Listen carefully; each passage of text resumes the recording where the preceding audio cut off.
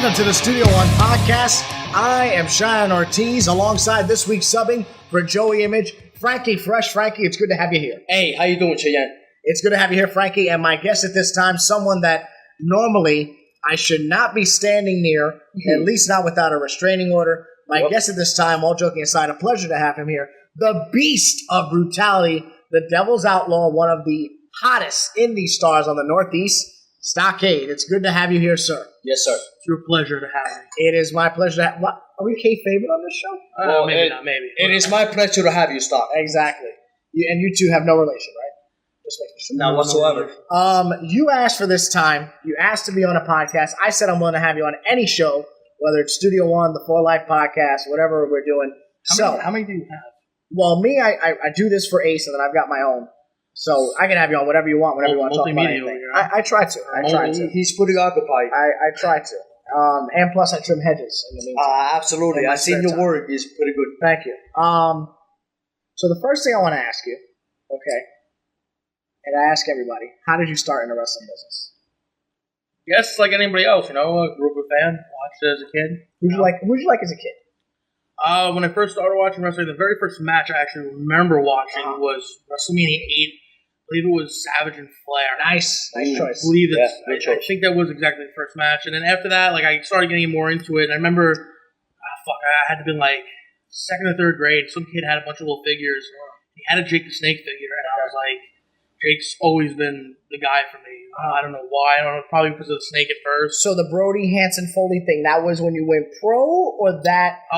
Brody and Hansen came, when I became a pro. So I mean, you know, you hear about other wrestling, you hear about independence in Japan, right? But being so young, and you know, the time frame that I grew up in, it was all about tape trading. But I was 12 and 13 at that time. I really didn't tape trade. We weren't tape trading at that age. There was no YouTube, so you know, they got in the business, and then, you know, other guys that are in the business, you know, they're like, oh, have you ever seen ECW? Have you ever seen this guy, that guy, or the Ring of Honor?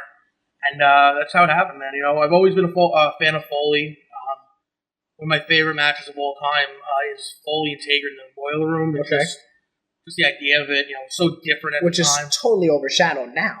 Oh, absolutely. Because that was the match that everybody talked about until the Hell in a Cell match. Absolutely. But there's so many great Foley matches that are just so hidden. There's him and Al Snow against, I believe it's X Factor. I think it's Credible. It's either X Factor. Him and Al Snow also had a match against... they wrestled the Hollies in a really good match. The Hollies, and there's a good one against Dog and Pac. Yeah, there's so many gems that, like, Did you like Cactus and Sting from Beach Blast? I loved everything Foley's ever done as Cactus Jack. Okay.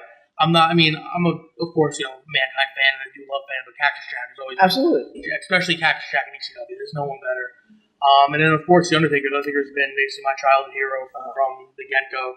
Every incarnation, every variation of The Undertaker, I've always been a huge fan of. Are you one of those guys that, like, hates American Badass Taker? No, it's like diehard Taker fans have something against that incarnation. Yeah, well, it's, you know, it's like anything, though. People hate, you know, it's like when the Islanders changed their logo, everyone bitches.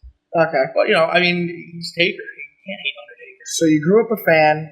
Where'd you go to train? How'd you get the money? How'd you hear about it? Because I felt like... Why are you touching me?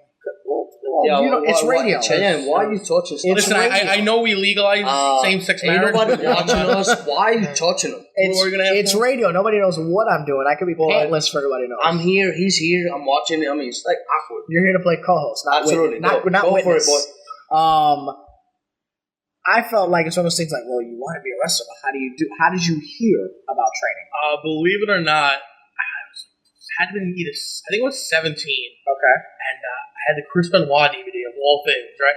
I know you say that name now. Great omen for this show. Yeah, you say that name now, and it's happening. Wait, listen, man, whatever you want to say about Chris, and it's all these conspiracy theories, he did what he did, but you can't knock what the guy accomplished. Absolutely not. You can't. But one does foreshadow the other. Of course, but it's like, you know, it's like O.J. Simpson. He was a hell of a football player, but everyone forgets about that. You're right. Absolutely.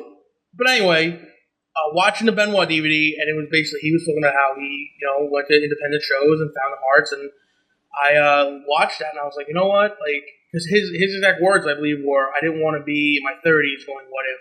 That's the Hard Knocks DVD, right? Yeah, so I was like, you know what, I was 17, I was in my 11th year of high school, and I was like, I don't want to say what if, I want to find something, and I started researching schools, and I found one called Critical Mass in Hicksville, Long Island. Okay. and it was run by a guy named John Kurtz. And I called the number, and it was discontinued in the line. I was like, oh, shit. Okay. So then there was Johnny Rods and this and that.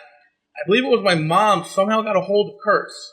And I spoke to Kurtz and the whole nine, and he said, well, Critical Mass is done with, but we're reopening under the NYWC with my partner, and the head trainer is going to be Mikey Whipwreck, who at the time I had no idea who he was. So of course, Really? no idea who Mikey was. Wow. I wasn't an ECW fan growing up. Okay. I never watched it. I was a WCW and WWE kid, Okay. And as soon as I got off the phone with him, I probably asked one of the dumbest questions in the world. He said, do you have any questions for me? I said, yeah. I said, hard. And looking back, I know now, knowing Chris, I know for a fact he probably ripped my ass apart to everyone. But researching Mikey, I was like, holy shit, this guy wrestles in Boston, and this guy, Foley, and this. And then September of 2004, I walked into the building, I signed up, and the rest was history. Wow. And what was the training like then? Hell.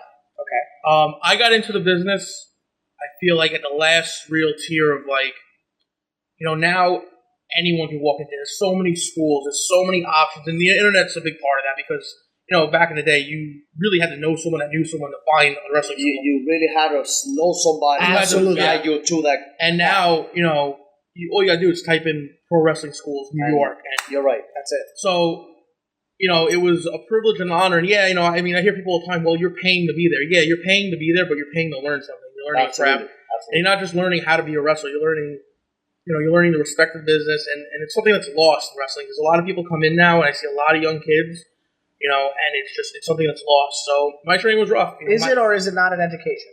It's absolutely an education. It's an education not just in wrestling, in life. It's a lifestyle. It helped me grow as a person. Because when I joined, I was a fucking horrible, immature kid. I made mistakes. I was in motorcycle gangs, prospecting, doing a bunch of dumb shit, and wrestling seriously straightened my ass out. Because it was either do I want to, ride around on a bike and sell drugs and hold people up for money and try to be an outlaw, or Pursue your dream. follow my dream. Pursue your dream. And that was it. Were you at the era? Because I feel like now, not here at the Ace Academy, but I feel like now when you go to wrestling school, the conditioning part is really up to the person. Was there conditioning, or was it just straight bump, headlock, flip bump? I don't think it's so much it's the era. I think it's the school. I'm fortunate enough right now that I'm one of the head trainers of the NYWC school. I know for a fact that those kids go through cardio and in-ring conditioning, and we do drills. Mikey's stuff was more so mental and just shitty much. There's cardio. First of all, there is no cardio for wrestling. The only way to become a better wrestler is by getting in the ring and doing it. You can do every drill under the books, and it will not give you the right win. Absolutely. But in terms I agree with that. Yeah, in terms of, we did our squats and sit-ups and suicides and ran around the building. We did all that. You can find a personal trainer for that. Yeah, but what Mikey's training was a lot more of, we would do what they called steps, which you just take like two pads, stack them, and you do steps. But he wanted us to do them all together, not one person off step. So you would do the steps, and we would do them for 15 minutes, which isn't that bad, honestly. Even if you're not in great shape, you can do 15 minutes of steps. And he would wait till 14 minutes and 30 seconds, and we'd be off base by a little bit, or it'd be like bang, bang, bang, bang. And he'd stop and make us do it over. And we'd do it over. We would do it for 40 minutes to an hour to an hour and a half. We would do it, there would be a beginner class, which would run from an hour and a half, and there'd be a senior class or an open ring. And sometimes, we would have to do them until the senior class was over, which is 2 hours. But it wasn't to torture us. It wasn't to make us quit. It was to see who wanted to be here. Like, it weeded out the guys that didn't want to be there. And that's something I feel that's lost in wrestling. Like, people will bitch about Bill DeMott. And I've never met Bill DeMott. I've never gone through his training. But he's the coach. If he's going to test you in more ways than your cardio. It's different when someone's paying to be somewhere. Because obviously, if they're paying for a service, you can't go hardcore on them. You can't push it. But you should, especially I feel in wrestling, there needs to be that level of like, look, this is a serious business. This is something you need to respect. This isn't if you want to do it as a hobby, cool. But this is something that there are guys that, paved the way and put their bodies online. Right, true. And I think when you're paid to be somewhere, you got to suck it up and do what the coach wants. Absolutely. You know what I'm saying? Yeah. Obviously there is, if it's some crazy types of abuse, it's different things. Because in the 90s, and the 80s, that's what it was. Hogan's leg got broken. Hogan's leg got broken. Roddy Piper would tell stories about how the old timers would mess with him. Yo, kid, go to the deli, go get the sandwiches or whatever. Flair carried Dusty's bags. Yeah, and then they would sit there and they'd leave him. The arena would be 5 miles down because they wanted people in the business that wanted to be in the business, not some Tom, Dick, and Harry that just was Now I really feel like it's like you go on fucking Instagram or Facebook and you're a wrestler. Joe Schmo, and he's like, oh, look at me in my wrestling gear, and all his friends are commenting about how cool it is, but he doesn't, he really doesn't love the business the way it should be loved. I think personally that the passion of the business has gotten lost. Absolutely. If half of the guys that are getting the opportunity that they are in the indies had the passion that they're supposed to have, wow.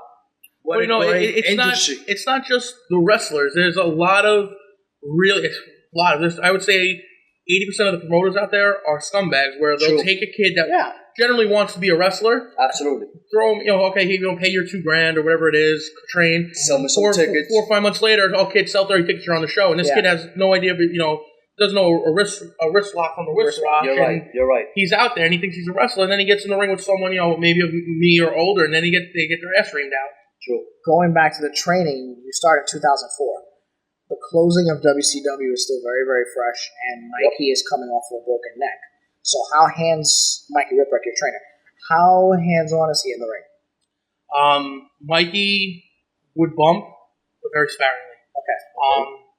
Like he would get in the ring with us and show us stuff. Did he explain to you his injuries? Did he give you this? Oh yeah, I got 13 concussions. I mean, the list of things. Mikey, I think that's where I learned. He'll probably hate me if he ever listens to this, but I learned the idea of like, all right, well, if you're hurt, suck it the fuck up because you got to go out there and do your job. Okay. I've been hurt in the ring. I've done some really, and still do some really stupid shit to my body, and I don't contribute that saying that Mikey made me do it, but I watched him when I joined, he was 32, and he was still throwing his body, doing shit that that he shouldn't be doing, and he before up to his retirement, he was doing stuff where I was like, what are you fucking doing? And now people are saying the same thing to me, the concrete bumps and doing this and getting thrown into that and the bar, which we'll get to. Absolutely. We'll get to that. He would bump, like he would show us in-ring stuff, and then there were days that he didn't, because he was too sore and he was too beat up, but he was very hands-on. He was always willing to show, and we were always willing to learn, and, he was never self-trained. It wasn't like, all right, it wasn't like his name on the school, right? And they had, whoever training it. He was completely hands-on. Now, to a certain point. That's good. How long did it take for you to be trained and say, okay, you're ready to go first match? My first match was in March of 2015, which I guess 6 months in. Okay. Of 2015? I'm sorry, 2005. I'm shot. Okay. That's the concussion speaking. 2005, and then I had my official pro debut in April of 2005. Okay, and who did you work? I worked a kid named Mike Spinelli. Is he still in the business? No, actually, he quit, I think, in 2008. Why did he quit? He had a lot of demons. Okay. He partied a little too much. It's always interesting to see if the guy you had your first match against is still with you. Yeah, correct. He had his demons. He had his problems. Okay. He partied, he did a lot of things that maybe people shouldn't do. And he got himself clean, and he was one of those guys that was miserable about being clean. But I've never seen a more natural talent in the ring. A guy that just walks out there and the people, you see some people go out there and there's just this natural they just got it. Connection they have with the fans. He had it. It was the weirdest thing, and I was so jealous of it because I had to bust my ass, and he would just walk out there and he was this naturally. Just this. He wasn't skinny, but he was like this, not really in shape, kind of Axl Rose douchey scumbag, and these people. What was the tuition for NYWC at that time? I paid. I believe I put down $1,000, and it was $100 a month. Okay. And that's what I was paying. I think it would put that total out to be like $2,200 total. Now, at that time, the word lifetime wasn't a thing yet in wrestling schools. No. So that was for a year? That was for 2 years? That was for 1 year. 1 year to learn that what NYWC promised you was. At that time. At the time. Well, the tuition's different now, but what they still guarantee is that if you join up and you sign for the year or whatever, within a year's time, if you stay at that school within a year, you're guaranteed one match. Not on a show, but a student show. At least a tryout match. Yes, you're guaranteed one match. That's if you stay. Correct. Some people progress at different levels, some people quit. You got to pay your dues. So that's all I was absolutely. Yeah. So how long were you with NYWC before you started trying out other feds? The sad thing is, it was about 4 years. Really? That you were solely the property of NYWC. So I believe it or not, everyone in NYWC for the most part, aside from guys like Grim Reaper, Dan Barry, Grim Reaper is still around. Yep, Barry's still around. I believe the Dead Presidents or the Los Lunatics, Boogaloo and Lowrider, who were around Andy for a long time. Oh yeah, and a couple other guys here and there. I know them. For the most part, everyone was homegrown, stayed in NYWC, and some people would be like, well, the management didn't want people going in. That wasn't the case. The problem was a lot of the guys were afraid to go elsewhere. Besides those guys I mentioned, and then like 2000, I believe it was 2007, I debuted in Ace. A guy named Benny Martinez. Okay. Another one that used to wrestle for Ace. Was coming, I think he was training with Mike or wrestling. I can't remember, but it was me, and he told me and this other kid, Bruno Marciano, who's a hell of a wrestler. Yeah.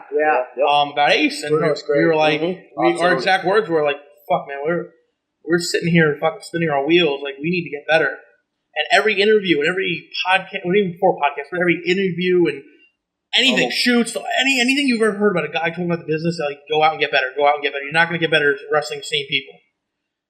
Just went out, and I showed up at an A show. Mike Morgan went to Benny and was like, "Does this kid wrestle?" And he's like, "Yeah." He threw me on a pre-show against Bobby V, which I regret. The legend. Yeah. The legend. And the rest is history for me and Ace. And that's Mike was the guy that really branched me out. You got some heat. You started with Brawley. From the gate? No. Well, kind of in a way. That's how I remember you started. Yeah. What happened was I did the one match with Bobby V. For whatever reason, Mike was probably extremely drunk that night because he said the match was good, and I don't think any Bobby V match has ever been good. He just said 40 minutes ago he doesn't drink. Yeah, 40 minutes. Okay. But anyway, I wrestled Bobby V, and then I think that next show, he's like, "You're wrestling Brawley." No idea who Brawley is.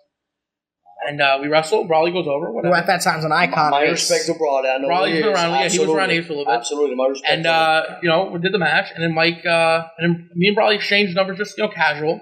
And Brawley texted me. He's like, "Hey, Mike wants us to team." I was like, "All right." No, and I wasn't.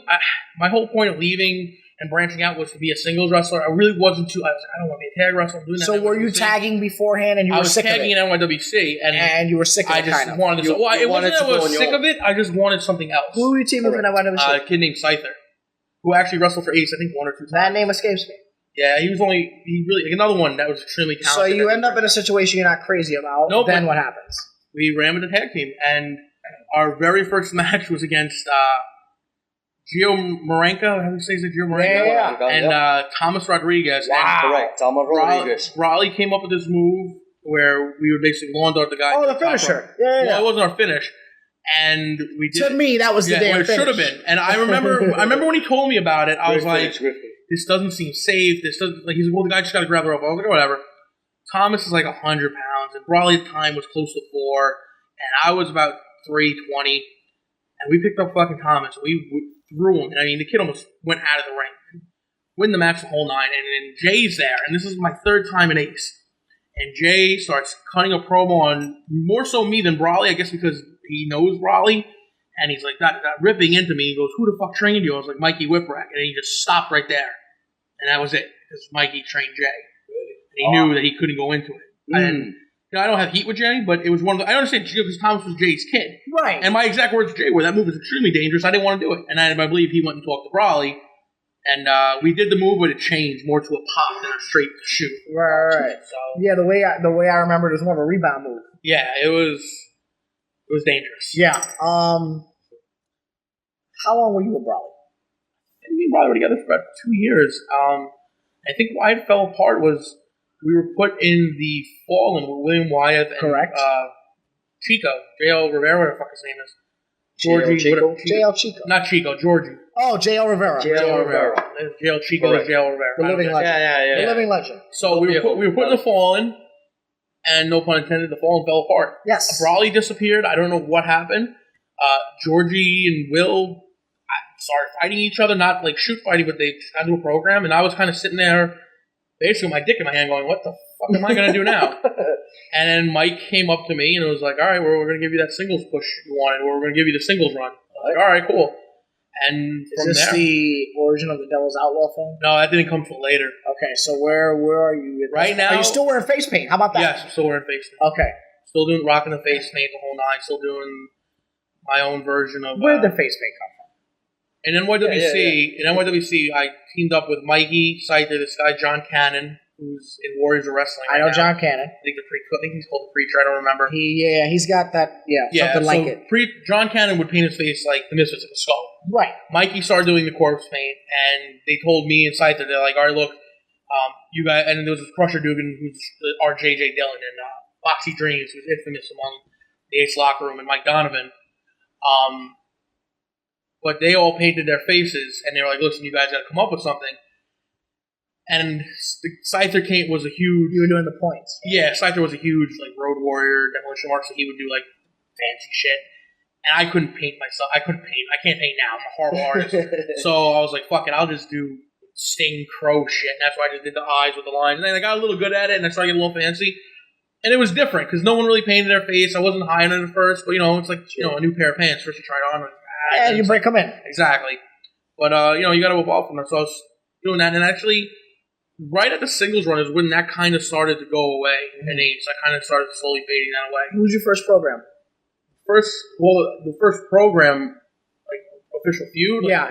Was Kingston. But the first guy I wrestled was, I believe, Mike right off the bat. I believe it was Ricky Reyes he actually gave me. Oh, yeah? Yeah. So how do you... So that's your first match to introduce you as a solo star. How does the Kingston program begin? Well, I wrestled Ricky, and then I think Mike mentioned to me, he's like, hey, I want to, we're going to put the Diamond Division title on. It was awesome. And then around that time, I got the call that I was going to Trinidad and Tobago. Already? So you're already traveling the world working? No, I was about ready to leave. And I told Mike, so that was about, a good month. You're going out there to live? I went there for a month. Okay. And so I told Mike, so that kind of halted that a little bit. Uh-huh. So then I went down there and I did what I did down there. And then when I came back, I worked Donovan, then I worked Bobby Fish, and then I went to the program in Kingston. Okay. So I would say about 8 months before I actually got to a serious. Kingston is one of the most underestimated guys in the Indies. I don't know about underestimated. I don't know about that, man. Eddie's pretty well known, man. No, he's very well known. He's well known, but I feel like his ring work is underestimated. I don't know, man. I think people put Eddie. I think Eddie's pretty well known. I get what you're saying, and and I'm not knocking Eddie because I'm a huge fan of his. I know what you're saying, and the work he's doing now with Silas Young. Yeah, no, Eddie's. I mean, I think then absolutely. Uh-huh. Now I don't think so. So how hardcore was that at the time? To wrestle Eddie? Yeah. It wasn't at all. The very first match I had with Kingston was kind of like, all right, kid, we're going to go out there and just listen to me. Because he didn't know me from home. I went out there. This is 2008, 9? 10, 9, yeah. Okay. And I was like, all right, whatever. I was kind of bummed. I'm like, I really wanted to go out there because, I knew Eddie and what he did. Went out there, and I guess I did well enough to where the next match, we went a little crazier. And then the next match, I believe at Crossroads, I forget which one. I think Crossroads 8 or 9. Maybe actually not 8 or 9. Maybe like 6 or 7. I'm sorry. That's the one that it got. I think we went 20 minutes, and that was the one where I finally beat him. So you had a 3 series with Eddie. Yeah, and that's the one that really, I feel that I impressed Mike, where Mike was like, "Holy fuck!" And then I feel like I earned Eddie's respect, and from that moment on, Eddie's one of my best friends. I call Eddie all the time. We talk. What was the first time you bladed? You ever bladed? First time I bladed? Oh fuck. Honestly, I'm pretty sure there've been plenty of times, right? No, I didn't start doing the gigs, the hardcore. I was against hardcore for the longest time. I would do it, yeah. When I met him, he was against it. I wasn't against it to a point where I didn't get bastardized. I thought it was cheap. Honestly, we're really fast forwarding through a bunch of shit, but yeah. Well, because that was your first program, I want to ask no, there was no crazy. I was starting to do the bumps on the floor, right? But it wasn't a thing. I wasn't known for being. It was a high spot. I was known for being a big man more than I was known for being Cactus Jack Bruiser Brody wrestler. Gotcha. That was that where Bruiser Brody is a big name that you mentioned. Yeah, we'll talk about it in a minute. Unfortunately, and this is how the business is. I didn't start getting known until about 7 years into my career. Until now, where I'm at the point where people know, they see my name or they see me on the show and they know, all right, something, we're gonna see, we know what to expect, and you see Homicide, you know what to expect. You see so and so, if you see Nick Gage, holy fuck. You see, Chuck Taylor, or you see, Bobby Fish, what kind of match you're going to get. So that's the point that I'm kind of at now. Okay. When we come back, we're going to talk about what followed after the Kingston feud. Yes. We're going to get into a couple things. We're going to talk about the feud and your relationship with both William Life and Mike Morgan. Yes. We're going to talk about CZW and the hardcore style. We're going to talk about how my phone blew up after your match with Matt Tremont at CZW. You were all over my fucking Instagram. People were texting me like, "Oh, doesn't Stockade work for you?" We're going to talk about all that stuff. Even in the Hispanic. Even in Hispanic culture. Inbox me. Nice. They will text me. They will. Even from Puerto Rico. Did you know this guy? Did you work for this guy? Absolutely. I had the honor to know you. And I got to ask you why people don't like you. I have to. So when we come back, we're going to cover all those things on Studio. Always want to be a professional wrestler? Then learn now. Do you want to be a wrestler, manager, commentator, or anything in the business? Then come join the Ace Pro Wrestling Academy. 67 Hathaway Street, Wallington, New Jersey. Learn from the best to be the best. The Ace Pro Wrestling Academy is open. Ace for life. Ace Nation, close out the summer with Anarchy. The next Supercard event, August the 8th at 67 Hathaway Street, Wallington, New Jersey at the Mike Morgan Jr. Arena. Superstars scheduled to appear include Vince Steele, Rob Vegas, Mike Donovan and Ricky Richards, Astro Morales, Stockade and star of Lucha Underground, Ricky Reyes. All this and more on August the 8th as Ace Pro Wrestling presents Anarchy. Purchase your tickets now at aceprowrestling.com.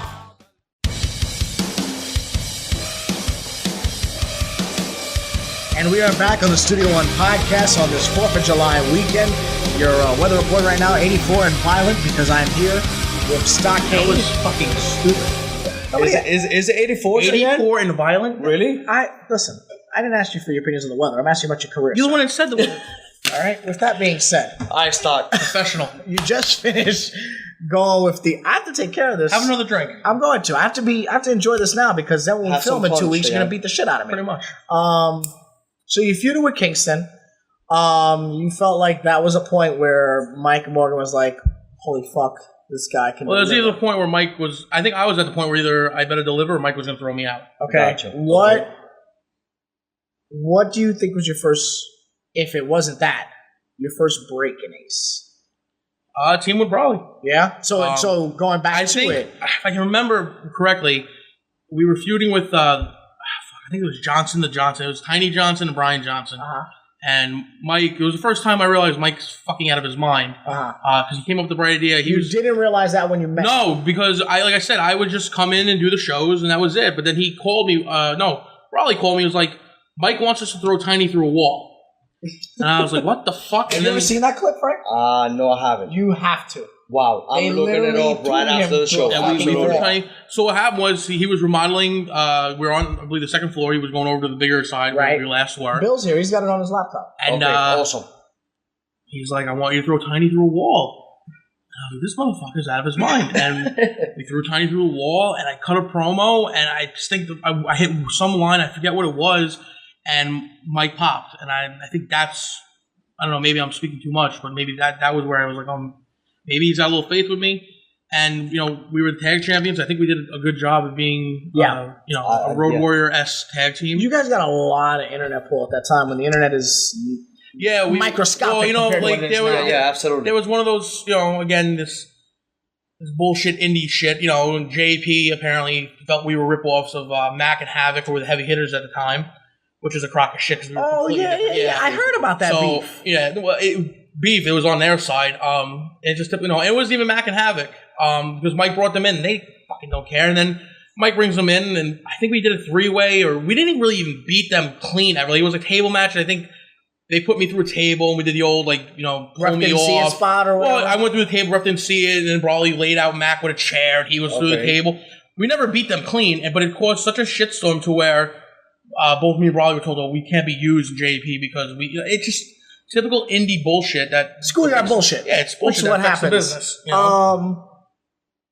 First belt in Ace after the tag was the Diamond Division title. Was the Diamond? Who'd you beat? Eddie Kingston. And at that point, where did you see yourself? Not an Ace, but as a wrestler. I felt like that was the tipping point to where I was like, all right, I'm getting my feet on the ground. Now I'm running. You know what I'm saying? Like, I had my feet on the ground, beating Eddie, and, you know, having Eddie kind of, like, say in the back, like, yo, man, like, you know your shit, and having Eddie talk about... When Kingston really was one that was, like, trying to push me towards other places and asking me for tapes and shit, that's where I was like, all right, I got something now. Let's keep going. And it was a slow burn because it's just everything is political in wrestling. It's such bullshit. Besides Ace, man, it's not about talent, you know, everywhere else. Yeah. And that's the sad thing. What were some of your fondest matches at that time on the first Diamond run, on the first singles run? The Crossroads match with Kingston. Okay. Me and Tiny had actually, I think, 1 or 2 really good matches. I believe I defended the title against Bobby Fish, which was fun. You know, that might have aired on our Overdrive too. There was a couple tag matches I had that were really fun and shit like that. You know, at that time I was trying to do what I felt was right by other people, and I brought people in with me. And I, talking to Mike, I tried bringing over the whole Order of the Black gimmick, which fucking fell on its face for numerous reasons and people. Mm-hmm. And I had my ex-girlfriend valeting me at the time, trying to help her. Okay. And it was working, and then she's a fucking whore and decides to go fuck other people. Whoa! But, somebody brought a shovel to the show. I'll fucking we got to the sweet spot. But shit happens. But I tried to do. My whole thing in wrestling is to help other people. Right. No one ever helped me besides Morgan and NYWC. But it's hard. So I was doing what I felt. Like, all right, she's my girl. Let me help her. Okay, you're not wrestling, but you're getting exposure. Right. And same thing with Dickie Rods. All right, you've been in the business for 15 years and you've done absolutely nothing with your career, so come to Ace and maybe something will happen. Right, absolutely. And I tried to help people, and that was my whole plan with the Diamond Division. My run, I didn't see myself ever really reaching that point in Ace because at the time it was monopolized, and it's not monopolized because of Mike. It was monopolized because Danny Moff and Mo Sexton are egotistical people. Mm. What were some of your dealings with Moff and Mo at that time when Ace was really hot? Yes. Mo always would hit on Nikki, my ex, and I never really I kind of brushed it off. I never really had much of a real conversation with Mo at that time. Mo was he just acted like he was better than everyone. I mean, maybe not better than everyone, but he just, I don't know. I never really had at a different level. I never really had an interaction with him on that level. Moff was the leader of the group. Moff was the head of the locker room. He was that guy, and he was cool with me. Moff would always put me over and this and that. So I never really had a bad experience with Moff. Was he cool with you when you saw him at Crossroads? Heroes the Celebration? I think no, he was cool, but I think he was uncomfortable because the way he left the company. Okay, so it was nothing between you two. It was a business issue. Yeah. Okay. Yeah, no, I mean, I don't have an issue with Moff. I love Moff. I think Moff's very talented. I just think sometimes, and it's a lot of guys, and and I love, I love all those guys, but you've been in the business for 15, 20 years, you got to move over and let new people come in, Absolutely. And I feel like some of these guys don't want to because of their own ego and their own selfishness. The business has to keep cycling at some point. That was it. Now, when do you win the world title for the first time? Right? I believe it was a few months before we unfortunately lost the building. Okay. Mike came to me and was like, I believe, he's like, you're going to drop the belt to Tiny. Cool. He's like, but I'm putting the heavyweight title on you. Okay. And then the building shuts down. I'm like, well, there goes that. Okay. So. And a few months pass by. Okay. And, we're back on track with where we're going. Where are you at this point in your career? How many bookings are you getting? What promotions and feds are you working at that time, I'm doing NYWC. I'm doing Ace. Okay. I'm doing a couple spot shows here and there in Connecticut. Okay. Top Rope Promotions in Rhode Island. I'm working about, I don't know, maybe 3-4 times a month. Did you feel like it was a living or not? No, not a living at all. Okay. No. Well, at that time, was it still? I was show up, work $20 if you're lucky. If that, it was still at that time. It was more of I'll drive my ass there to get the exposure and the experience. When do you start working with Beyond? 2013 August. Really? That's relative. That's fairly relevant to me. Yeah. Because I feel like your reputation there has been so long lasting in a short time. I was against Beyond Wrestling. Why? I didn't get it. I didn't understand the concept of boys wrestling in front of the boys, and I thought it was exploiting the boys. Because none of the boys. In their early days were very like that. None of the boys were making money, and the guy that was running the company was the one making the money, and he wasn't even getting rich. Understand? And it's not a shot at Drew because Cordero and I have my opinions of Cordero sometimes. Sometimes I think he does some really stupid decisions. Sometimes he does some really smart decisions. I didn't get it. I went down, I went down with a bunch of guys, and they were like, "Oh, just come and check it out." And the guy, Cordero was like, "Oh, you want to work?" And I was like, "You know what? I'm here. Might as well. What the fuck? If it's a one-time thing, and it is what it is, whatever." I wrestled one of the kids from NYWC, Jesse Vane, and I did what I did, and had one of the, I guess, better matches of that taping. And Cordero came up to me and said, "Listen, I really would like to have you back. We're doing the next one next month at the CCW school. Would you please come?" Okay. I was like, "All right. I guess, let's, all right, whatever." I was still like... It wasn't like they invited you to Cage of Death on their first shot. Yeah. Well, it wasn't even CCW. It was Beyond Wrestling. So right. I was like, all right. So then there was actually a double taping that night, that day. There was a Saturday and a Sunday. And we were going to do Sunday, but I was like, I don't know if I want to do Sunday. So I actually missed the double. Then the next month, I was at the CCW Academy, and he came up to me. He's like, "I really want to see you against DJ Hyde." He goes, "I really feel like CCW is where you belong." I didn't really know DJ. I've heard about him. He's a fucking moron. Why is he a moron? DJ Hyde he's not a moron business sense, but the way he talks, the way he sometimes says shit, he comes off like an idiot. Yeah, is what you're saying. Like he can work in the ring. He's a different guy. He's a great worker, business wise. He's a smart businessman. Well, you're saying just some of the things he says. Sometimes you're like, dude, no, that's a lie, and it's blatant lies. Okay. And I don't mean a moron like he's stupid. I mean a moron like just shut up. Okay. Like he wants to be everyone. A couple guys have told me DJ is that nerd kid in school that wants everyone to like him. I wrestled DJ, and I was told by DJ that he can work any style. Okay. And I lost to DJ. I was like, listen, it's your building. I don't care. Win losses mean nothing. Sure. And then from there on out, that's where I started doing the elbow. Like, not at Beyond, but I was already doing it. The cactus one. But I was like, fuck it, man. Like, I was watching, everyone's doing these flips. I can't do the flips and dives some of these guys can do. So I was like, I need to do something else. I need to be more real. I need to be more brutal. And I said, I'll just start using my body as a weapon. So I started doing the elbow. Awesome. And progressively, I started taking a little more bumps on the floor, and I started doing a little bit more, some I guess, more risky stuff. Like I did the turnbuckle bump that I do. Right. Yes. And shit like that. And that really was where people were like, holy fuck, this guy's trying to kill himself. Yep. And that slowly is where Cordero came to me. He's like, I want you at FET, which is the home where Beyond runs. And then from there, it's kind of where... That was like their hub. That's where it kind of took off because, at first no one knows who I am. So I do the elbow, holy fuck, and we do the 3-stack Samoan drop. And my debut at FET was the match where it was like people were like, who is this guy? Why haven't we seen more of him? Mm-hmm. And then from there, it's been just a slow, gradual, constant build. You have a unique sense of presence. It's almost like a demonic. It's like Kevin Sullivan and Dusty Rhodes had a child, in the sense of you have that presence where you automatically captivate people, but presentation-wise, you are so sinister. When did you develop Stockade as a character? Because at this point, you're still a name. When do you start making him a character, an entity, as Stockade? That's a good question.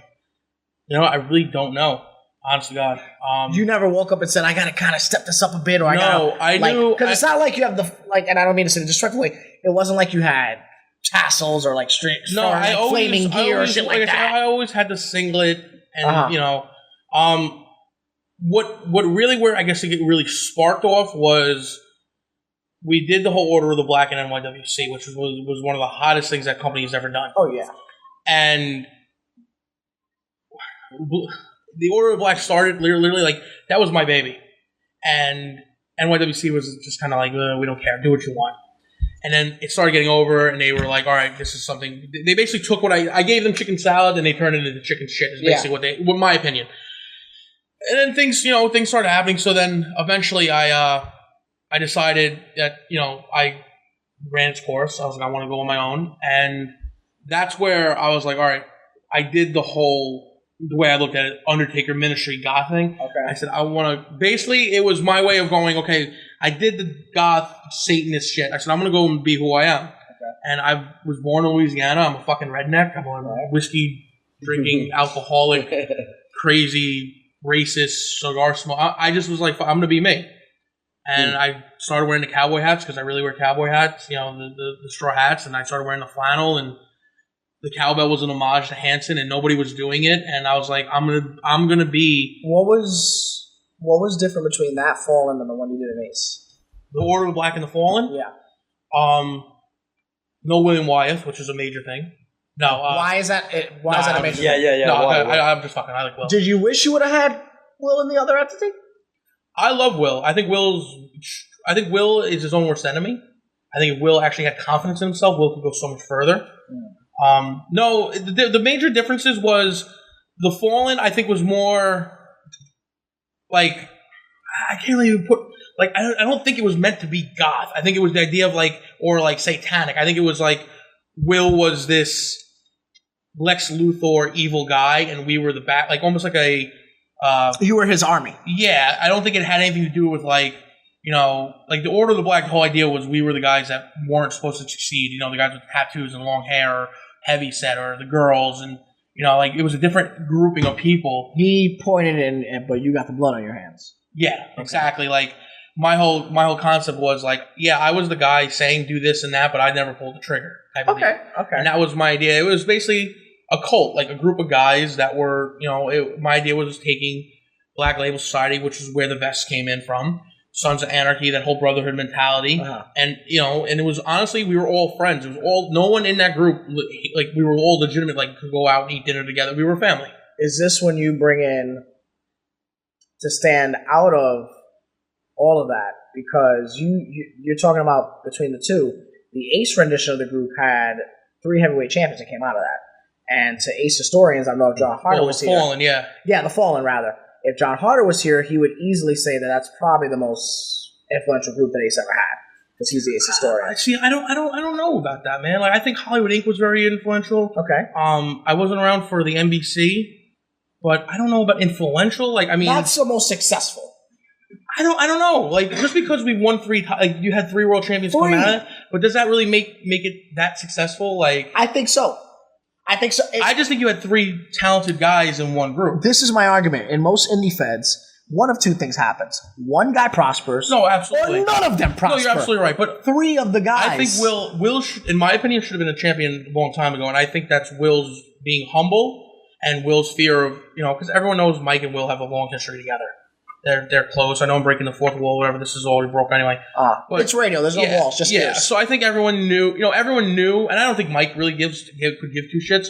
But I think it was Will's like, I don't want to be the champion because everyone's going to say you gave it to me because we're friends, which would never be the case, and which is unfortunate because I felt like when Will did win the belt, Will let all that nonsense and bullshit get to him and affected him and his ability because he never felt like. And I think if Will was here, I would call him out on. I think Will still feels like he never deserved to be the champion, and he absolutely did. Do you think that was more of something that messed with him mentally, or do you think that affected his reign as well? I think it affected his reign. I think he let it get to him.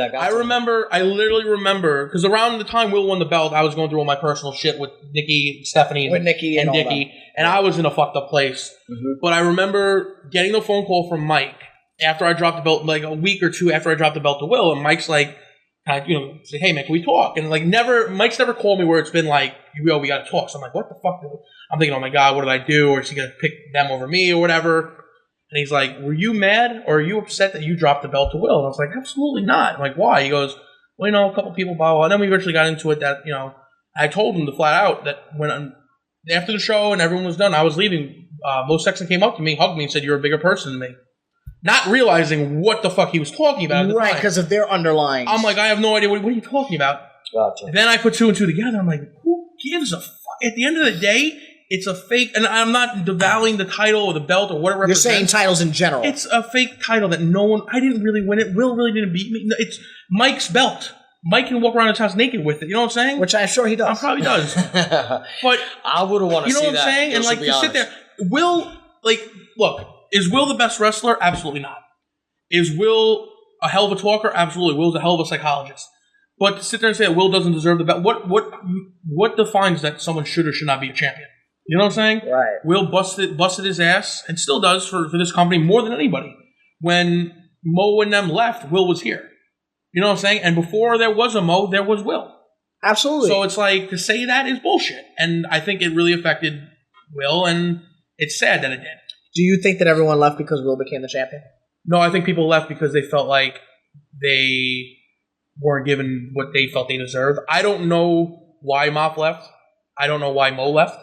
I can only speculate. I know Mo has said that Mike forgot about him, which is like, how long do you want to be on fucking top, dude? Like, you can't be the guy forever. Like, that goes back to it needs to cycle. Right. Absolutely. Well, you can go somewhere and be the top guy at 5:30 a.m. or start on show. WNYW. Yeah, so. Like when Mike came to, when I didn't want to win the belt the second time. 4 a.m., brother. And I don't want the belt again. Not because I'm saying that to be like, because Mike's in the room and be like, oh no, I really want it. No, like, I want to see Astro. I want to see Tiny. I want to see all the younger guys, not even younger, but other guys that deserve it, because there's a hell of a talented locker room here. Right. I just want to see Vinny without it. That's it. Now, is that simple as that? Is that something against Vinny? No, I fuck with Vinny. Okay. Who's probably somewhere in the neighborhood. Vinny is the only human being that I've ever had the pleasure to call a match with when I was teaming with him and was eating while we were calling the match. Really? Yes. What was he eating? Everything. Was it a cheeseburger? I just want to make sure it was a light or meal. No. Probably an empanada, no even. Let's get into the hardcore. By the way, Ace makes the best empanadas. Including Shepherd's Pie at the next show. Shepherd's Pie empanadas at the next show. Yes, sir. Let's get into the hardcore stuff. When do you get an influence from Hanson and Brody and them? Because Frank will tell you Brody in Puerto Rican wrestling, because this man has a bevy of information for the Caribbean style of wrestling. How big is, and this question is for Frank now, how big is Brody overseas, not just in Japan, but in Puerto Rico, Dominican Republic, Mexico? Well, no jokes aside. A.K.A. Donald Trump's favorite country. Brody is a legend in Puerto Rico. Hardcore king. He brought the best out of the Puerto Rican talent. Carlos Colon, Invader, TNT, Savio Vega, all of them. Now, my question is to Stock. I know you're a relative young guy. I know Brody's been in the business, and rest in peace, great competitor. Like Absolutely. I said, in Puerto Rico, he is a legend. He might not be Puerto Rican, but you can now wear the flags more proud than what he did, because he showed colors in PR. Now, my question to you is, I know your style of wrestling, you're aggressive. You like the hardcore style. I mean, you're your brother. You come to fight. There ain't no question about that. I'm going to wrestle Stock. No, I'm going to fight if I can, Stockade. Brody brought that to Puerto Rico. And I know you're a big fan of him, and you're an Ace Pro Wrestling. How do you link yourself to him? At what point? Well, when I went to Trinidad and Tobago and Puerto Rico, I was feuding with El Bronco, the original El Bronco, not the original one, not the one that's in Brooklyn or the Bronx. Not the Brooklyn one, and not El Tronco. No, the real Bronco. What year is this? This was 2010, right before the whole run with Kingston and that whole thing. So when número uno. Yeah, so when I went down there, I was billed. The idea to bring me down there was they had one guy named Asher Ranowski, who's from North Carolina, but he wrestles in Puerto Rico. The idea was they were bringing the American Monster. Okay. I'm 5'11" on a good day. So Bronco's like, look, the hair, the tattoos, he goes, we want a Brody, we want a Hanson. And I was like, okay. And that's where it kind of started, that idea of like, all right, I can get away with this, because the style was I was doing Brody shit. I was just like a wild man, getting in the crowd, throwing shit. Correct. And then that is where I took that and I kind of slowly started to bring it over to when I came back, and I started to bring it to the States and everything. Okay. And that's where it kind of like, and I kind of let it fade away a little bit, because I was still doing the goth thing. Understand. And then when I broke away from the Order of the Black, that's where I was like, all right, I'm going to come back with a whole new character, the whole new idea, and I'm going to be that Hanson, Brody, the funk, that wild, like, I don't want people knowing what to expect. You know what I'm saying? And when I call my matches, I literally don't know what I'm going to... Like, I'll call the meat and potatoes of it, but that middle shit, I don't know what I'm going to do. I don't know if I'm going to grab a chair. You call it in a ring. Yeah. I don't know if I'm going to fucking go into the crowd. Like, I just do it because whatever feels natural. And I think, like, a lot of the other wrestlers and a lot of fans have always said that they know it's fake, but when they watch me, they think it's real. Like, they think that disbelief happens because, one, I mean, I hit hard, but I think it's just... I have I don't know what. Like I hear it all the time. Like it's real. Like they believe it. But isn't that what the business is now? They come in and they know what it is, and then you have to change your mind. Yeah, you have to suspend that belief. Everyone versus before, kayfabe was alive and well. Now it's on life support. But here's the thing: the marks are in the business. Oh well, yeah. Why are we catering to them? That's a big issue. Do you have to cater to them, or do you not? You shouldn't, but you have to. For example, Ring of Honor. I know guys there personally that wrestle that style and despise it. But they have to wrestle that style because that's the style the fans expect. Right. CZW, Matt Tremont, who's one of my good friends, mutilates himself. Absolutely. On a daily basis. Tremont can wrestle. But because he's pigeonholed himself and that CZW is what people believe, that's what they want to see. So the moment you take away what people feel is their standard or what they want, that's when they start hating you. Do you feel like, and you almost fell in this category, do you feel like, I mean, obviously because even legends like Foley and Terry Funk kind of fell in this for a minute. Do you feel like once you kind of go to that standard, everything that you're good at gets overshadowed? Because there was a time that, this is the guy, let's use Terry Funk for example. Here's a guy, NWA World Champion, defeats Jack Briscoe, who at the time is a wrestling god, has a feud with Flair and all these classic 5-star matches. Then he picks up a ladder and that overshadows most of his career. Well, Funk did it because Dory retired, and Funk wanted to step out because Funk was always compared. It was always Dory then Terry. It was never. Well, Terry it was always Dory Senior, but then when Junior. It was those two. It was always Dory Terry. It was never Terry Dory. But remember, even during the title run. So what Funk did was he changed and became that style and reinvented himself. And now, yes, he's known for that, but people also remember for what he did. But Dory, as a full-time competitor, stops around 85, 86. Terry has at That's least... where he evolved. Right. Terry has that 10-year... he also kept going. Terry has that 10-year gap on his own, and for the first 7, you can't really say he's hardcore, minus the Flair spot through the table. So what I'm saying is, in those 2-3 years with ECW... Well, 4 years with ECW, that's really where he went in, yes. overshadows... But that was also him... The stuff he does in the 70s, in the 60s. Right. If people hear Terry Funk, they think of the crazy old man. You're absolutely right. I believe that. The problem, the problem is with the death match and the hardcore is it's dated. It's dated. It is dated to an extent. It is. See, the problem is now what happened was it was different when it came out, and then everyone did it and bastardized it. Now, absolutely. If it's done right and used as a blow off, it works. As a blow-off, yeah. But the problem is that the bar has been set to the point where it's like, it's crazy. That brings up my next question. Could you even say it's an attraction at this point because the bar is to the fucking moon and back? If it's done right. If you run shows month after month and it's constantly deathmatch, Tournament of Death, which is one of the reasons why I bowed out of it, was... You had a big offer to be in it this year. I got asked to do it. DJ, tell the truth. You had a big offer to be part of it. DJ asked me to do it, and I turned it down for a bunch of different reasons. Right. But it's like Jim Cornette uses it perfectly. If you walk down the street and you see a dog fucking another dog, you're gonna stop and go, "Holy shit!" Yeah. But if you walk down that same, that's just your thing. If you walk down the same block every single day and you see the same dog fucking the same dog, eventually you're like, nah. No, not me. Well, that's because whatever. That's funny. I gotta say. I'll use this then to make you happy. If you see a car accident, you're like, holy shit. And maybe the first couple times you're like, holy shit. But after a while, after seeing the same car wreck over and over and over, you become like, That's better, because interspecies erotica is my thing. True. With that being said... Not into the furries? You're getting too close to my personal life. I'm the interviewer here. You're not touching me. You did touch him first. With that being said,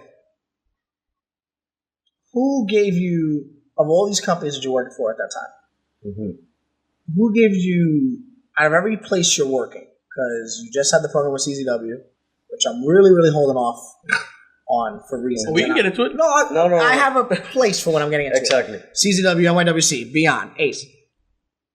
Of all those companies, who do you think gives you the most substantial time? And I ask that because... What do you mean time? To be yourself, to be in something that's meaning... Who gave me... Who's giving you at this point? Because, as far as I'm concerned, you're a name in the Northeast. As far as I'm concerned. Absolutely. If you're somebody I'm hearing about from people that I don't even know, then you're doing something right. That's correct. So with that being said, which Fed do you like working the most now? Because, point blank in the story, and you know this, and I'm not knocking any Fed. Other than Ace, Who else does angles? Who else builds? It's one thing if you go to one show and, these guys wrestled for 3 months. So this third one's got to be the blow-off. Versus here at Ace, there's a production difference. There's the telling. Because you may only wrestle once a month, but for 4 weeks, we're going to build the shit out of it. NYWC tries to, and, I'm not going to knock them because there are a lot You're still a champion, right? Yay. No, it was honest to God, dude, winning the NYWC title was one of the biggest moments of my career. Come on, it was a big deal. No, it was, absolutely. Even for me. I give NYWC a lot of shit because I've been there for so long. But no, NYWC tries, I say we, like I book. They try to. A lot of factors, unfortunately NYWC doesn't, there's a hustle, I think, involved. I think, NYWC, there's a lot of potential that we could do a lot of internet stuff. And I'm sure there's rhymes and reasons why they don't. And it's not just like, let's just do it. They try to. There's a lot of different reasons why sometimes it doesn't work. Guys and this and that. CCW is one of the most, and I love everyone there. And this is nothing against the boys, but it's one of the most unorganized places I've ever been. Really? Very unorganized, very chaotic. I would have never guessed that. Legit. I would have never guessed that. Beyond Wrestling, he does storylines, but Drew also books as a fan, but because it is a fan. Like, for example, the whole way me and Tremont came about wasn't like me and Tremont like, hey, man, if we wrestle, this is going to be great. Well, you guys were a team first. No, me and Tremont, what happened was the fans saw me do my style. They know Tremont, and they messaged and tweeted Drew we want to see this. And that's how that started. So Drew books, if you ever want to see Samoa Joe versus Colt Cabana, he'll give you that if he can. That's true. So he books like that. Now he's starting to do angles and shit like that. But in terms of like a storyline and they're story-driven and promos, Ace is like the only place. Why do you think other indie feds don't have a build-up versus they have that flyer with 80 indie names and only 2 of them work matches?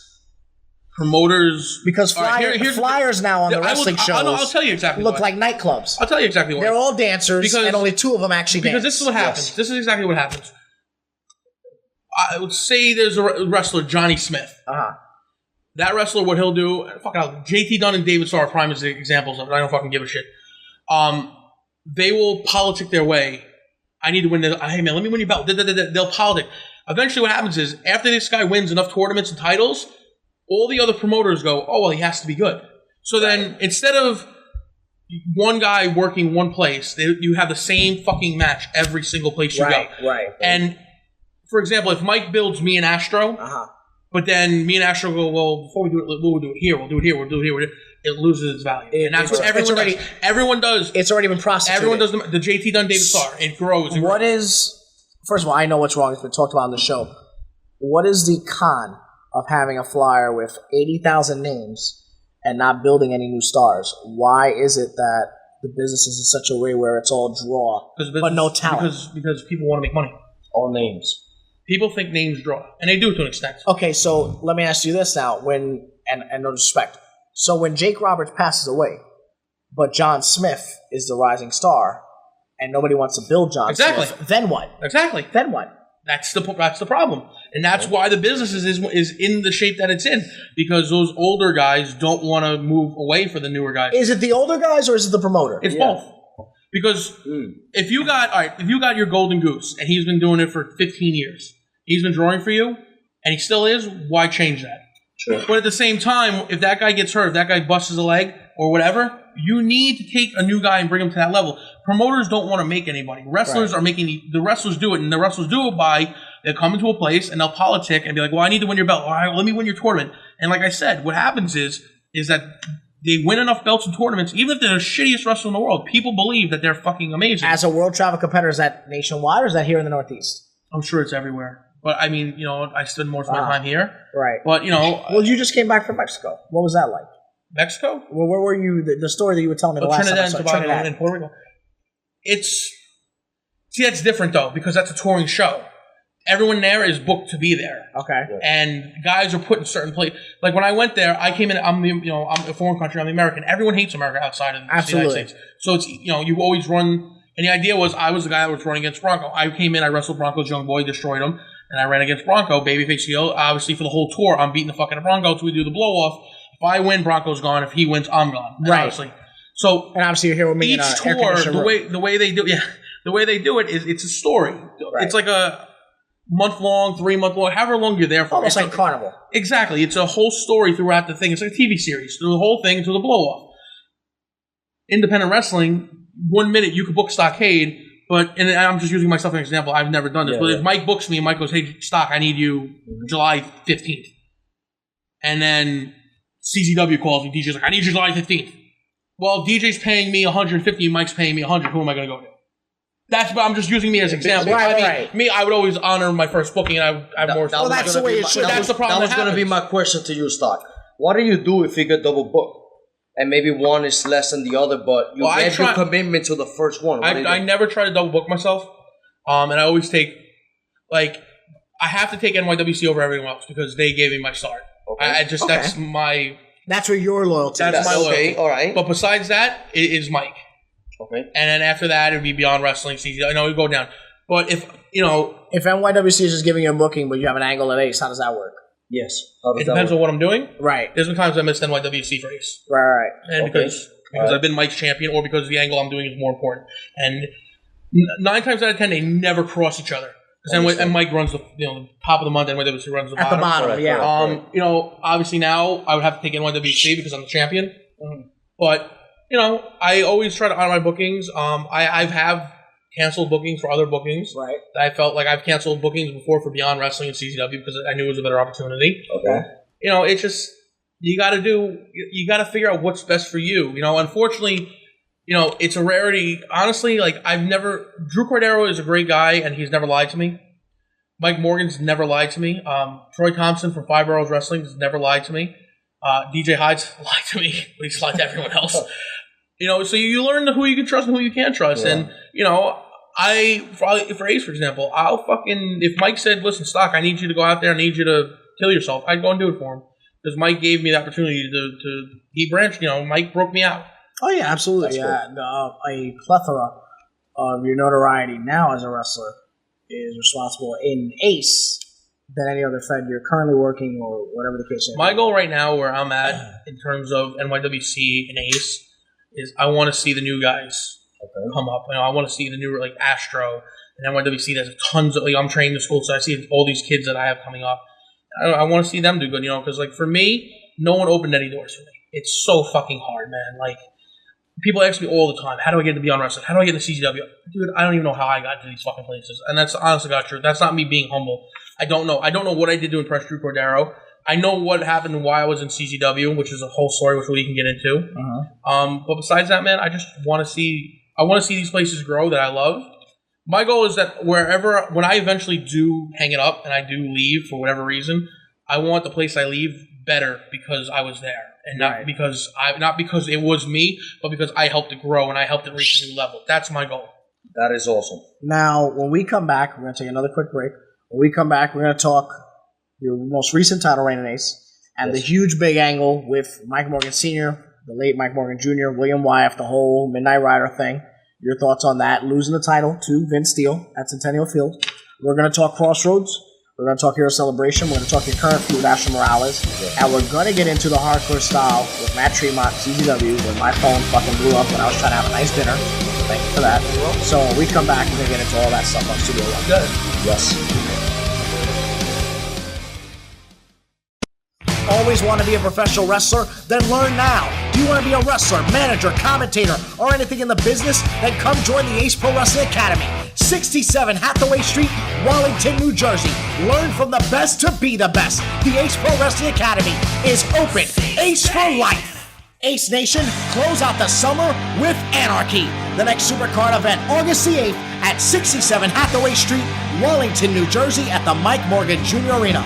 Superstars scheduled to appear include Vince Steele, Rob Vegas, Mike Donovan and Ricky Richards, Asher Morales, Stockade and star of Lucha Underground, Ricky Reyes. All this and more on August the 8th as Ace Pro Wrestling presents Anarchy. Purchase your tickets now at aceprowrestling.com.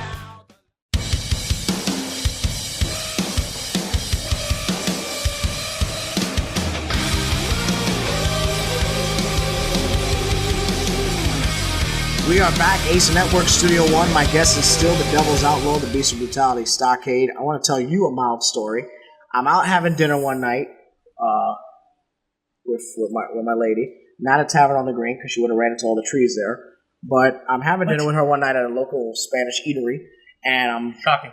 And I'm was it Taco Bell? And I don't really feel like you would spend a lot of money. I am a classy date. I took her to McDonald's, and she fucking super. That's not a Spanish place. Well, you know they had Mexicans working. There's holes there. in your story. I'm not Donald Trump. Holes in your story like there's holes in DJ Hyde's Some cooking. are rapists, I suppose. I'm sorry, wrong story.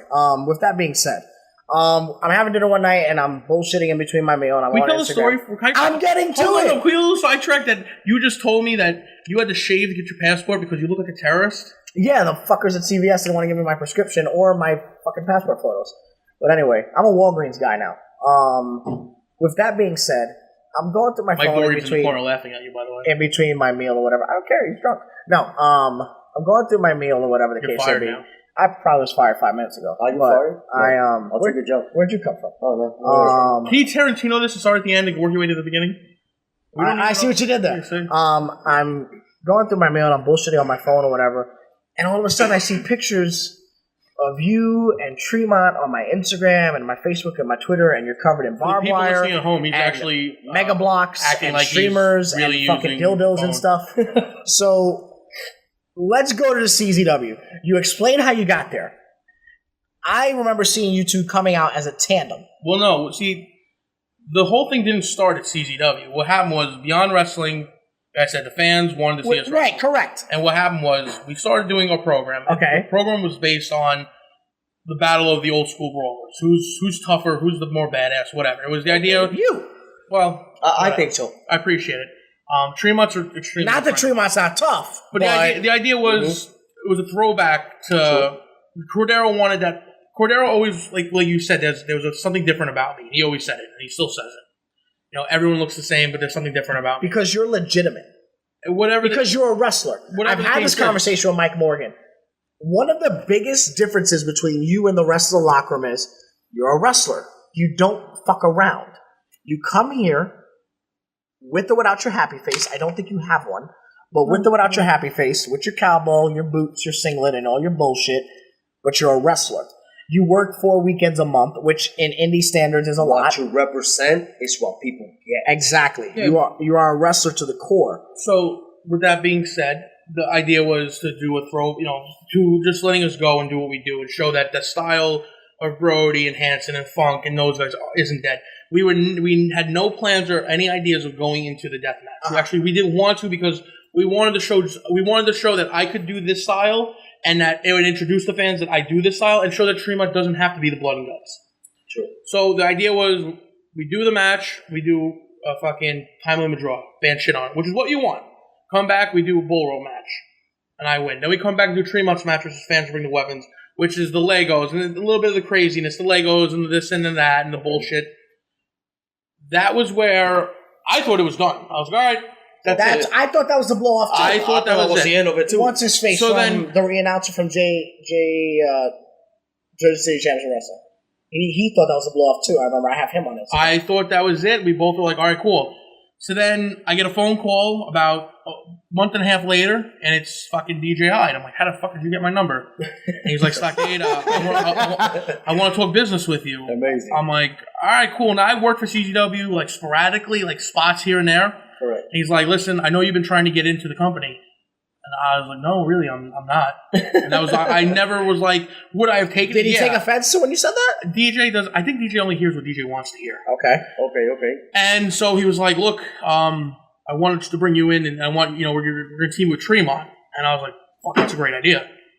Because, Public Enemy came to Brody and Hanson feud. I was like, fuck, man, we could beat Brody and Hanson. Like, that's awesome. So we're going to do this, and eventually we're going to break you guys up. All right, I get it. Okay. Fine. So CZW, I forget the name of the show. It was in January.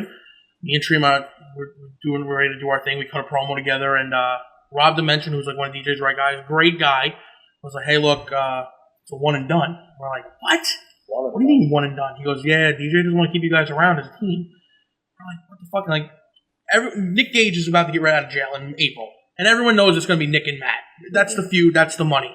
And I knew that. But my thing was like, all right, well, then Matt can go and do this for now, and he'd stretch this a couple months. Right, Nick can come back and finish his business with Gulag. Me and Matt can kill each other, and then, boom, we're done. Absolutely. Yeah. So, logical. We're like, it's a one and done. I'm like, this is fucking dumb. So I'm like, whatever, you know what? I'm going to go out there. And I told this to Matt, I'm like, let's go out there and let's fucking steal this goddamn show and shove it down his fucking throat. And this is stupid. We go, and I swear to God, dude, and I'm sitting there like, and this is CZW, and like, you know, you hear about, New York crowds are rough. Dude, to wrestle in front of that crowd is nerve-wracking. I'm like, they're going to fucking hate me. Where's the show at this time? This is at the skate arena, Philly Skate Arena. Oh, okay. Flyers. That's a pretty tough. It's a tough crowd. The CZW, they don't want, you know, they want what they want, and they like who they like. So we go out there, we get this great ovation. Even though they could change on a dime. Of course. Yes. They're fucking ungrateful fans. We go out there, man, and we get this great ovation. We wrestle the Nation of Intoxication, have a great match. I do my stuff. We do the double teams. We get over. We do the fucking pull apart, right? We do the promos. I come home. My fucking Twitter blows the fuck up.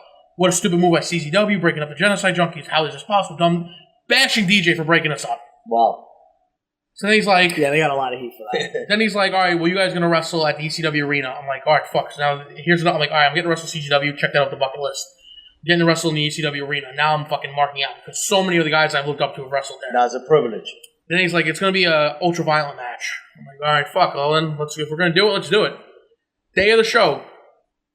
Oh, before that, I went to NYWC, and he doesn't know what to do for the main event. And Chrissy Rivera, who's a CZW staple and worked for NYWC, is like, let Tremont Stockade do their fans bring the weapons match. They did it beyond. It'll be great. Oh, I don't know, blah, blah, blah. I didn't expect Stockade to get as over as he did. Like, what the fuck is that? What does that matter? Wow, Yeah. what was that?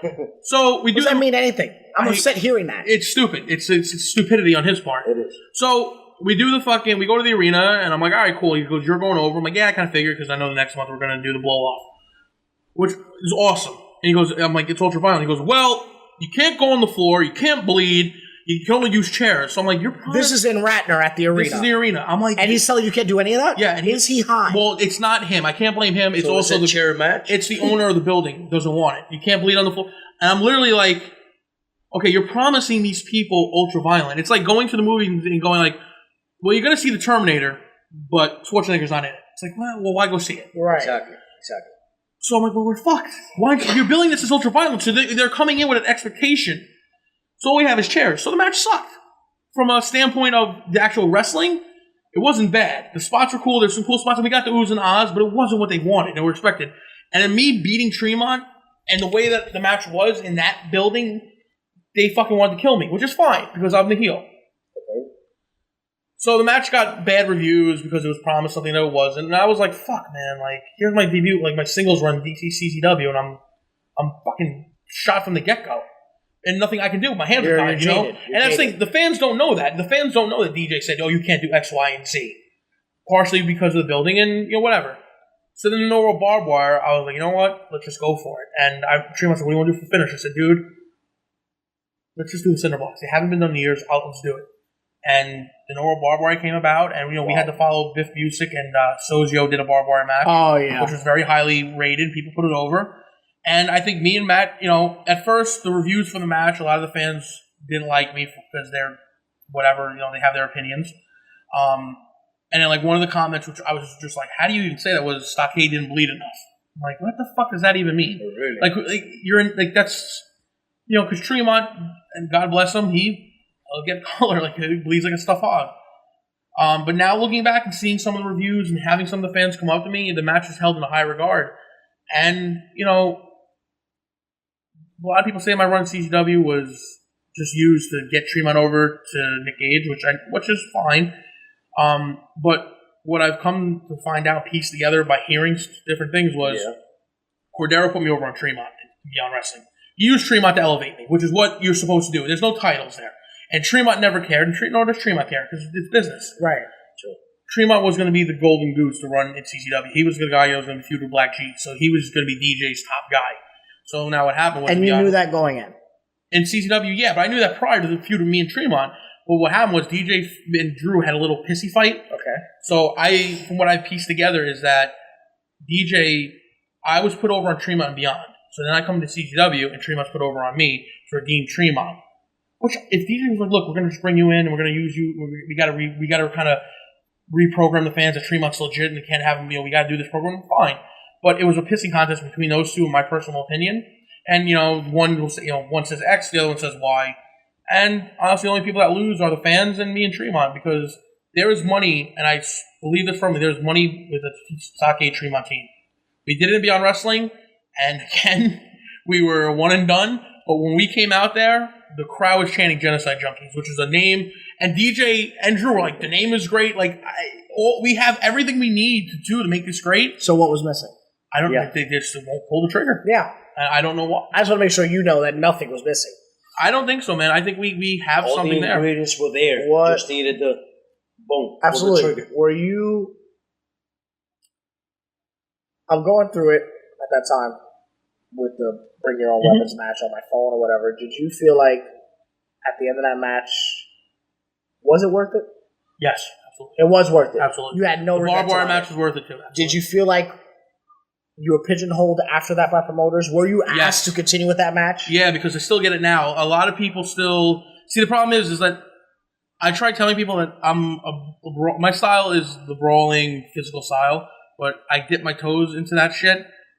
But which is part of another reason why I turned down TOD. I don't want to be known for that. And I'm not knocking what I do with Tremont. Yes, With anybody? yes. If it's done for the right reason. Okay.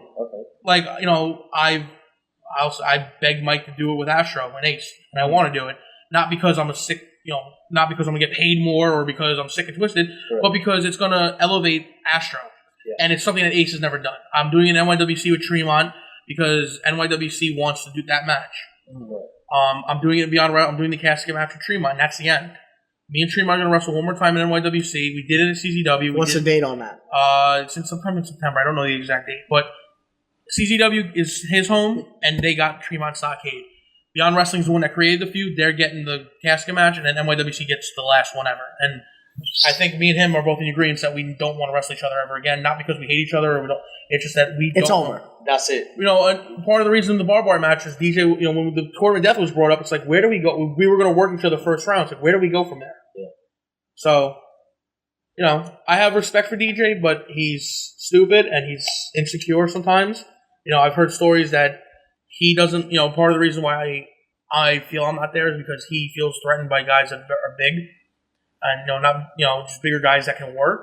I've heard that from numerous people, and he's a successful businessman. He knows his business. He's a talented wrestler, and Mike's digging as if I'm burying myself, which is probably true. But you know what? Like, if I don't work for CCW ever again, I did it. I got the main event of the show, so suck it. Speaking of Mike, let's go to your most recent title reign. Yep. First of all, you were in a very high-profile angle. Going back to William White, you defeated William White for the title. Yep. Mike Morgan Jr. was the man that helped you regain the title. Yes, he was. What were your thoughts on that matchup and when it was pitched to you for the New Age Wrestling Club? Fuck. I don't think Mikey was ever I don't think it was an idea that Mike or me or Will were like, let's make Mikey the heel. I think I pitched to Mike about turning Mike heel, and he didn't want to do it because he did it. And I get that, but I just want to be, I don't know, I just want to be good. But then cool to see him back in that role. Well, just because it was like, the way everything was being done was, Will and Mike had that reconciliation, but I was like, but when Mike was the one that came up, like, what if we turned the kid heel? And I was like, can he do it? And Mike's like, well, he better fucking do it, otherwise I'm going to beat his ass. I'm like, all right, well, fair enough. Sounds like what he would have said. Like divorce. So, I mean, and I will say it now, I love Mikey to death, and I miss him every day, but I was like, there's no fucking way this is going to work. I had no confidence in him because I've never seen him do anything other than hold the camera. I didn't know, and fuck was I wrong, because that kid was one hell of a personality. Absolutely. And when we did the thing with Will, and we had the whole idea of him turning, dude, that place fucking shit a brick. They did not see that coming. And then the whole thing with him and Mike and the angle and just the drama of, this is your son, and he's just, it just, because it was never done. Yep. And the whole thing that the company was Mikey's, and Mike didn't have it, and it was just done so well. And there are some points that I have to get to in that. You had a close relationship with Mike Morgan Jr. because of his relationship. And there were moments where the crowd may or may not have been dead during your matches. And I know this because I was here. Just, kind of rest spots, I guess you could say. But wasn't Mike Morgan Jr. probably of the 2014 year, I guess you could say, best performer, rookie of the year? Because there were times where the crowd may or may not have been sitting on their hands. Oh, Mikey was hated. Absolutely. Mikey had more heat than anyone. Absolutely. Yes. Absolutely. I agree 100%. Mikey, the kid, dude, I told this to Mike.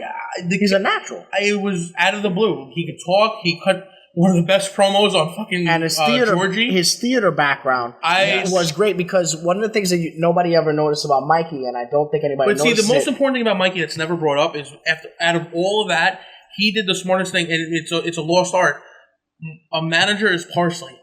And Mikey knew when to get involved and when to shut the fuck up and get out of the way. And that's the most important thing that he did. Because Mikey, as much as I was over as a heel, Mikey added to it that much more. Yeah. And he knew when to step away because he knew that the spot. Mikey, as much, it wasn't about, the feud was Mike and Mikey. Yeah, that was a bigger picture. There was me, and I had to be highlighted. I had to be believed. And Mikey knew when to move aside and give me the spotlight. He never took away the heat. I've seen managers 100 times over take away heat. Yeah, he never did. I agree with that 100%. Now, and then this is a comparison. One of the cool things about Mikey, because he had that theater background, he could be standing at ringside clapping you on. Yep. But he knew how to project his voice to the point where if he was standing to the right of the building in Wallington, the left side was booing him because you always heard him because he had the theater background with the singing and the plays and stuff. He knew how to project and break the fourth wall because even from the camera to the front row, he was so despised by the audience here because we were running just here solely for so many months. Now, with that being said, let's go to Respect Matters, where it's you and Azrael, right? Mike Morgan Sr. comes back, waffles you with a chair. Yes, he did. What's that like? Because the angle really picked up a notch. Because at that point, it's just you and Mikey terrorizing the whole company. From a worker standpoint or from a mark? Both. Please. I had a mission. Once me and Mike Sr. really got a good relationship, I have made it my fucking diligence to try to get him back in the ring. I've been dying to work Mike. You obviously want to get signed. Wow. Yes, exactly. Okay. So I remember he was coming back, and he was like, I'm coming back, fuck it. I'm like, you got to come back, and you have to come back with an impact. He goes, I'll just come out there. I'm like, no, you have to. Hit me with a chair. He goes, you're fucking crazy. I'm like, hit me with the fucking chair. And everybody's like, don't let him do it. He's going to kill you. He's going to kill you. He's going to kill you. There was a huge debate even before he went out, right? I believe so, yeah. And I think he was just like, fuck it. And we did it. And dude, I swear to God. And the fucking, I don't know what it is about. Plus the whole Midnight Rider angle that he came up with out of nowhere. When he came back, that fucking Hulk Hogan might as well work. We were in Union City that night. We were in Union City for that one. Ridiculous. And he comes out to the worst goddamn music, that goddamn hurricane music. What's wrong with Scorpions? I just hate the Scorpions. And that motherfucker comes out, he's holding the chair, and there's Mikey, and there's me, and there's fucking... there's Will, who I think Will wound up being the Midnight Rider, dressed as a fucking retard, as the Midnight Rider. And I'm sitting there, and this place... you hate Mask? This place is going crazy, and Mike comes out and hits me with the chair. It was just one of those things that... I was like... That's why Ace works, because the people are invested in it, and there's emotion. And when it was all said and done, me and Robert Lottie had the biggest heat. But anyway, that being said, so now we go into the big tag match at Crossroads, which almost didn't happen. No. So now you guys are in the thick of it. You guys were all over the arena. Well, no. See, this is what happened. I don't think I think it was just Tiny and Will against me and Thorson. And I was like, we were going to do Mike and Mikey. Right. But then it got changed a bit because of Mike was feeling Mike's health issues. And I was like, you have to be involved. I'm like, you have to be in some way. And he's like, no. He goes, I'll come out there and do a spot. And then a spot turned into fucking... A six-man, basically. Me, the unprofessional that I am. Taking a fish. Because I'm an idiot. I'm like... And this is almost me being not selfish, but wanting to see Mike in the ring. I think we all powdered, and we gave the ring to Mike and his son. And we were on the floor doing a thing, and they were the ones in the ring working the match. And that, to me, was... That was awesome. Was that bigger than when Mike did the right hand to Mikey's jaw? I think for them, it was bigger. Uh-huh. I think crowd reaction, when they first touched, yes. With the right hand. When the right hand was big. One of the highest overdrives the whole idea of, you can't touch me, I'm your son, what are you going to do? And Mike smacked the holy fuck out of him. No, he hit him with a right hand. Say it straight, yes, bro. I can. But no, I think having them, it's kind of weird because hindsight, obviously with the tragedy, everything that happened. But like looking back, like I'm glad they got that moment to share the ring together on the show. Because looking back, like, you know, he was so happy, man. Yeah, exactly. So it's just, so it's one of those things that like you can't like. It's just, you know. I gotta give you some props. Hero Celebration. Were you first or second in the Battle Royal? I was first. You were first in the Battle Royal. You went and did the Rick Martel spot, and you were out there for like 20, 25 minutes. Worst decision I've ever made in my life. And really, that made me look at you in a different light because from a cardio standpoint, I was like, whoa, you know, I hadn't seen you go like that in a while. And I'm not saying you take easy away your mat, you know, just like seeing you stamina-wise, lasting, and you were working the whole time. For me, was the heart that you didn't want to get eliminated. Absolutely you wanted that. You wanted that tournament, and you want to be the last man standing. He wanted the cup. That was my... You got me there. You got me there. Well, part of it was my own ego. I wanted to see if I could do it. But the other thing was another part of it was I knew someone had to be out there to control, you know, because a lot of the guys are still very new. We talked about you being ring general. You know, like I wanted someone out there because, you know, there were a couple new guys like Mega and Marconi who are well experienced, but the guys don't know them. Correct, you know, and you can say what you want about me, and you know, I could be, and I'm very straightforward and blunt, but I care about everyone in that locker room. And if sacrificing myself in terms of making someone else look better for this company, I do in a heartbeat.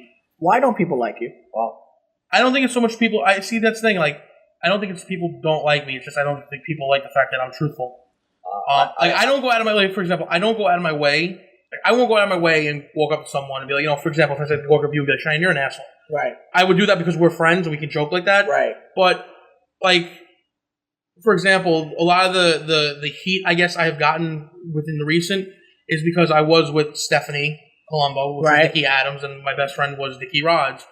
And, you know, shit happens between, you know, couples break up, man. It happens. And in wrestling, it happens a lot more. And because of the bullshit and the drama and things were said that are, you know, listen, I'm not going to sit there and say I'm fucking innocent because I'm not. And she can't sit there and say she's innocent because she's not. Okay. I'm a very private person. My personal life is my personal, my professional life is my professional. You don't mix the two. And things were said about me that I did, or, you know, she said I hit her and I fucking destroyed her stuff. And one of the best things, which is hysterical, is I threw salt in her eyes like I'm fucking Mr. Fuji.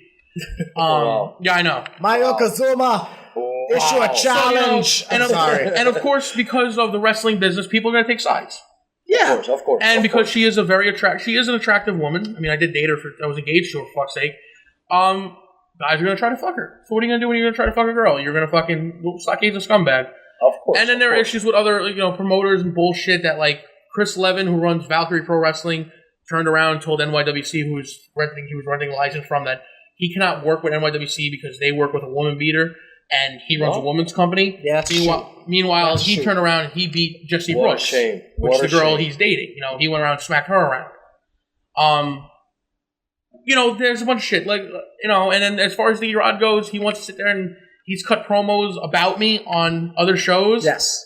Who gives a fuck? Because, you know, at the end of the day, man, and this is, and honestly, dude, like, and Mike and well, didn't you have heat with Damian Darling too?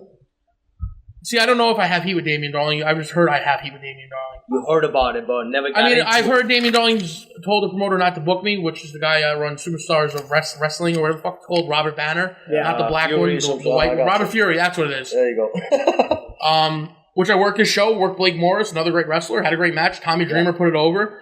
And then he turned around and said he can't use me because I beat women. And again, it goes back to that. And, you know, I've heard it was numerous guys, and one of the names was Damian Darling, and I called it all out, and everyone's a fucking... They're lost.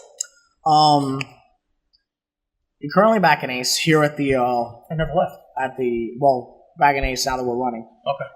At the Wanton Arena, the Mike Morgan Jr. Arena. And you are feuding with Astro Morales, who, in my eyes... Astro's the future. Along with his manager, who I know you're a big fan of, I am, is the highest rising star in Ace. He is riding a wave of popularity, second to no one. What makes Astro special to you that you specifically want to work with him? Why I want to work with Astro? Yeah. Yes. What's the standout for you? I've watched Astro since he's been here, and you know sometimes you see somebody. And Mike's playing with the camera stands, which is very distracting. There's just something about Astro that I just feel like there's untapped potential. Like there's something like he has more than he's given. And it's not that's not a knock on him. That's not me saying that Astro hasn't given us all. Right, but I don't think he's worked someone that's really pushed him to be better. I agree. Okay. I agree. And that's not a knock on anyone he's worked. I just feel like not Lockjaw. I'm sorry. No, but I feel like I can really bring out a different side to Astro. I really think that I think what we're going to do is magic. And if we can get rid of his manager, it'd be even better for him. Now, my question to you is, I know you, after Astro, you want to build Astro. Astro's got the great potential, but the manager, poor guy with a mask. Nobody knows who he is, how old he is, what he's got. But you insist to go after him. Why? I hate luchadors. He's not a luchador. His name is not He's a name. manager. Why is he wearing a mask? Maybe he's trying to, I don't know. I can answer for him, but do you really I just think want to he's a know lizard? why. Do I really think he's a lizard? Yeah. I think anyone who wears a mask is a lizard.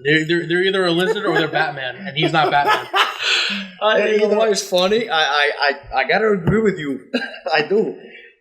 It's just I find it kind of Tiny, you're ruining my interview. Andrew Tiny Johnson has joined in the Studio One podcast. Would you like to join us, Mr. Johnson? No, I don't like No, come here. You don't have no choice. I told the story. I threw you through a wall. I shaved my beard. I threw myself through the wall, just to be clear on that. It was a Tiny's little, another guy that I made. a little bit of column A and column We B. talked about how I made Tiny's career, and another guy I had to drop the belt I just want to. to say, Stockade was another fat kid with Brawley until I came along, all right? And I soared his Really? Congratulations, man. Thank you.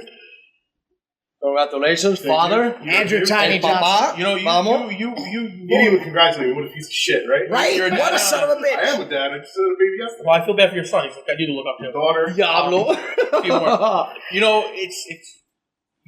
you've always been big, but now you're reaching that Vince Steele level, dude. What's going on? It's called sympathy weight. What happens is Right. when your girlfriend's pregnant, Uh-huh. you gotta eat Velveeta, with her. right, You know, Velveeta gets she on has sale. Cravings, and you have to crave it. You can't bang on it. You can't bang on the microphone. Let me just So- fucking say it. Don't fucking talk to me like that, all right? I'm sorry, Daddy. So We've really gone off the your girlfriend has rails. cravings, and you just gotta eat with her. So then Right? Velveeta You gets just on sit there sale. and watch her eat. You gotta eat too. You know what Right. I mean? So It's like, I'll drop it back down. It's okay. I got this. Of course, I'm not Vinny. It's all right. that's the second time Vinny's been buried on this show, man. No one's Is he not even here. Is he here? What's next for the Devils Outlaw and Ace? I want the title. I want to be a 3-time champion. I just want to do whatever I can to help. What are you, this live as a person. bisco? Exactly. Oh, okay. No, I want to do whatever I can for Ace to make Ace grow and better. I want to help out with the upcoming Ice. I really want to be a part of that in some capacity backstage. You're going to be And, here on August 1st for that? I will be here if I'm not booked. I'm not booked. You're I getting a forgot. stamp now. I was supposed to be booked for Charity of Wrestling, who will be running in the Ace Arena in the coming months. But because I'm not, quote, in the promoter's words, sexually attractive enough, because the promoter likes to play for the other side of the field because gay marriage is legal, Okay. he decided to book Blake Morris. Wow. So I will not be at the Charity of Wrestling show. But you'll be here. I'll probably be at Ice. Then that's all that matters. Because Ace is full of nothing but straight people. Absolutely. That's it. Except for Cheyenne. And that's none of your business. With that being said, this is Studio One. Thank you, Frankie Fresh, for being here. Thank you, this week, Cheyenne, for having me. For filling in for Joey Image. Stockade, thank you. And I have to say, Stockade, thank you very much. I have A to pleasure. say, all joking aside, I have, despite whatever that we do on camera, I have the utmost respect for you. My Despite respect to everything. you, sir. Absolutely. Since my first day here, you've been nothing but genuine to me and a catalyst in my career. So for that, I thank you and I have the utmost respect for I have you. none but respect. And I consider you a friend. Absolutely. With that being said, don't put that on. I'm sorry. With that, Frank, I like you. Not so much. I just wow. That's how you're gonna do it. That's tender moment. Absolutely. Anyway, if you're gonna, with that being said, and Uncle Kenny is here as well, Uncle Engineer. With that being said, if you're gonna say it on Studio One. See you next week, man. See ya.